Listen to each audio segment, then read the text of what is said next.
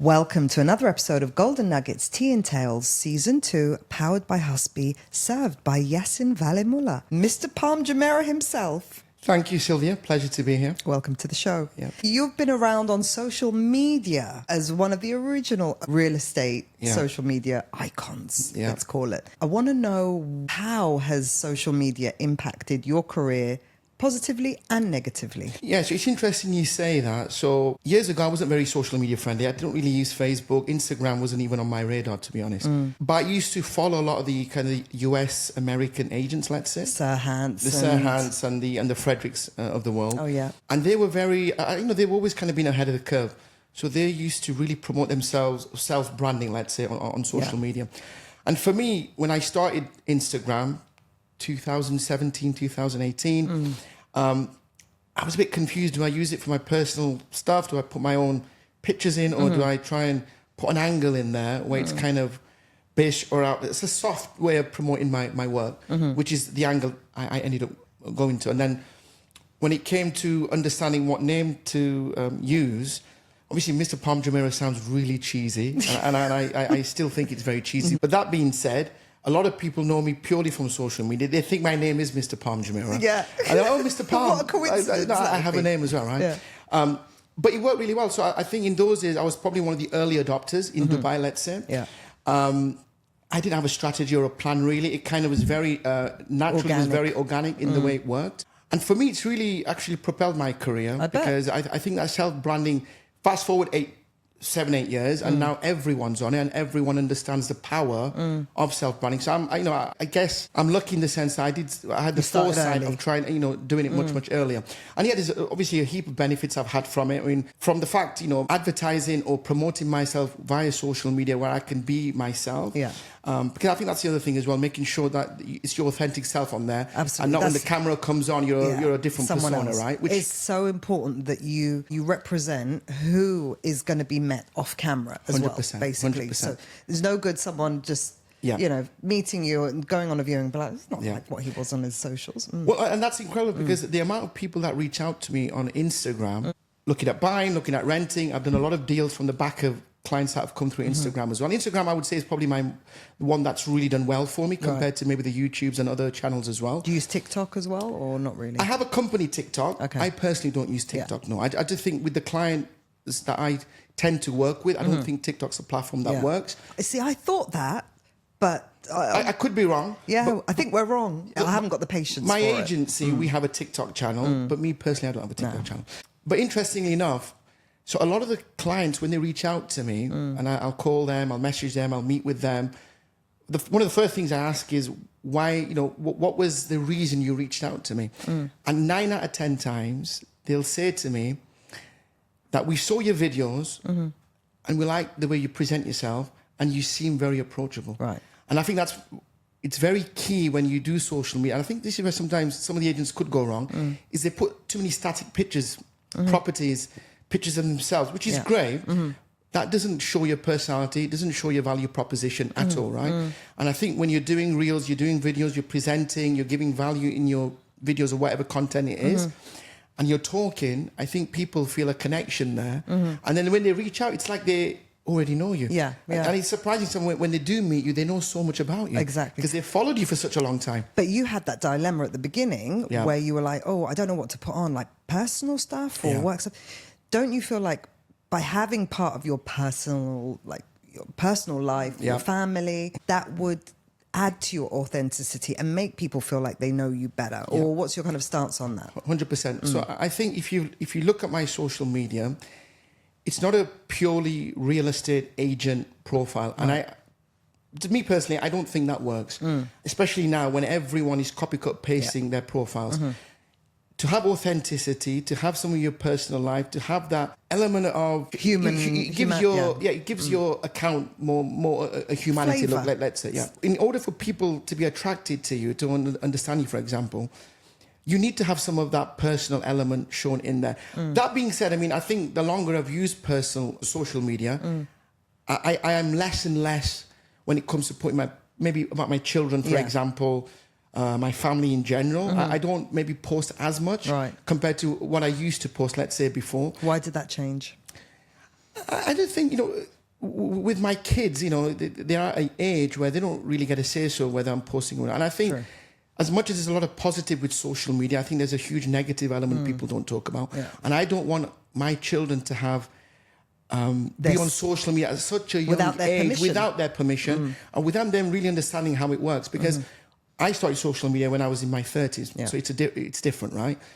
And I think as studies have been done, there's a lot of good impact social media, but there's a lot of negative impact as well. And I think kids are getting in there too early. And if they know that their father's posting about them constantly, I think they would probably be very intrigued of wanting a social media account at the age of 7 or 8 or whatever it might be, right? There was a kid in, I've seen kid accounts and each their own, but I personally don't agree with that. But apparently there was, now an adult in the US who actually sued their parents for posting baby pictures of them without their permission. And they won. And the scary thing is I've been to quite a few events recently where they get you to upload your image and later on they'll give you the collection of photos that have been taken because of facial recognition.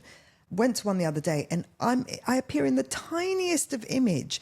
And I was like, bloody hell, this facial recognition is serious stuff.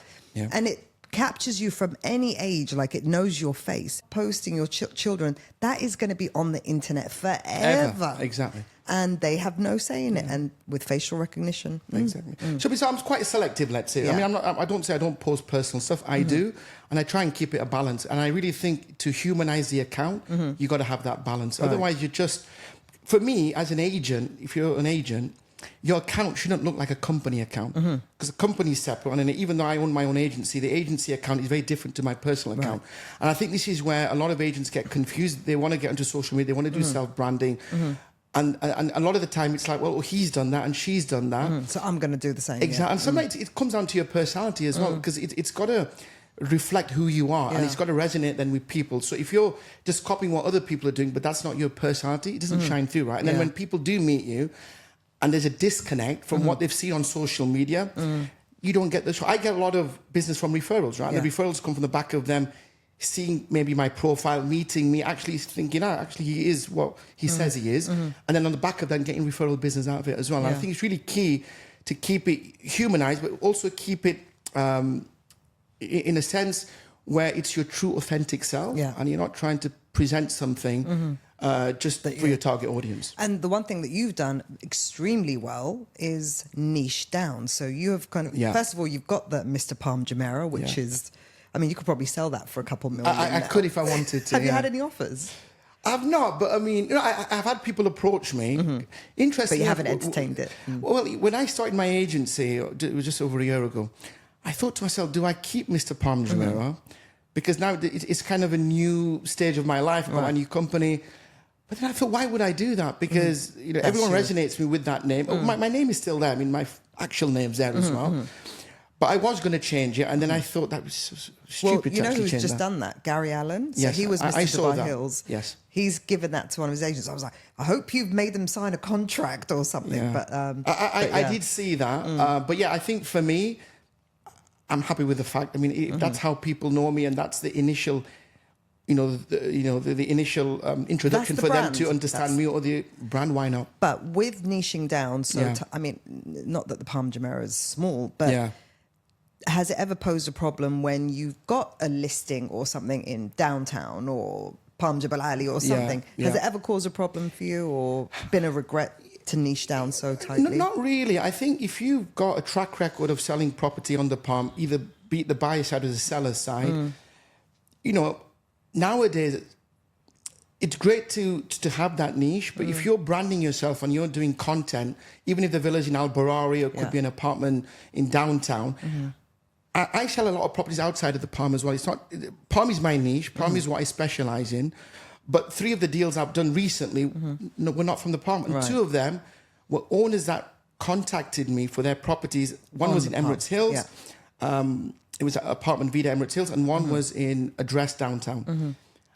And they originally got me or saw me on Instagram with the Mr. Palm Jumeirah, still contacted me anyway. I listed the properties exclusive and I sold them. So it does work, but I know what you mean. I think sometimes, it limits clients may think, well, he only does the Palm, why would I contact him? But I think most people can see through that. And that's why when I do post, it's not just Palm-centric, let's say. There's posts with other areas included as well. And I think it's something that you have in common with like the Emirates Hills specialists or Jumeirah Golf Estates is when you target these specific areas, this is where the high net worth individuals live, right? So you're contacting them, but then they are going to end up having 100%. Massive portfolios. Smart move. And you're right, because it's your client is a full cycle. You know, there's a whole cycle when you meet a client. If you give them the service, they could be wanting to buy in other areas. They could be wanting to sell. They could have properties overseas. Just recently, in fact, I had a client just yesterday.